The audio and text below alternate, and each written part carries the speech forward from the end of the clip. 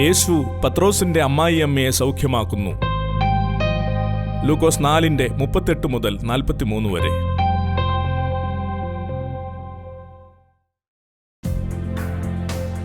അവൻ പള്ളിയിൽ നിന്നിറങ്ങി ശിമോന്റെ വീട്ടിൽ ചെന്നു. ശിമോന്റെ അമ്മായിയമ്മ കഠിന ജ്വരം കൊണ്ട് വലയുകയാൽ അവർ അവൾക്കു വേണ്ടി അവനോട് അപേക്ഷിച്ചു. യേശു അവളെ കുനിഞ്ഞു നോക്കി ജ്വരത്തെ ശ്വാസിച്ചു. അത് അവളെ വിട്ടുമാറി.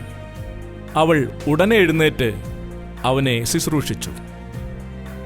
സൂര്യൻ അസ്തമിക്കുമ്പോൾ നാനാവ്യാധികൾ പിടിച്ച ദീനക്കാരെ ഒക്കെയും യേശുവിന്റെ അടുക്കൽ കൊണ്ടുവന്നു. യേശു ഓരോരുത്തന്റെയും മേൽ കൈവച്ചു അവരെ സൗഖ്യമാക്കി. പലരിൽ നിന്നും ഭൂതങ്ങൾ നീ ദൈവപുത്രനായ ക്രിസ്തു എന്ന് നിലവിളിച്ചു പറഞ്ഞുകൊണ്ട് പുറപ്പെട്ടുപോയി. താൻ ക്രിസ്തു എന്ന് അവ അറിയുക കൊണ്ട് മിണ്ടുവാൻ യേശു സമ്മതിക്കാതെ അവയെ ശാസിച്ചു. നേരം വെളുത്തപ്പോൾ യേശു പുറപ്പെട്ട് ഒരു നിർജ്ജന സ്ഥലത്തേക്ക് പോയി. പുരുഷാരം അവനെ തിരഞ്ഞു. അവന്റെ അരികത്തു വന്നു തങ്ങളെ വിട്ടു പോകാതിരിക്കുവാൻ അവനെ തടഞ്ഞു. അവൻ അവരോട്, ഞാൻ മറ്റുള്ള പട്ടണങ്ങളിലും ദൈവരാജ്യം സുവിശേഷിക്കേണ്ടതാകുന്നു. ഇതിനായിട്ടല്ലോ എന്നെ അയച്ചിരിക്കുന്നത്.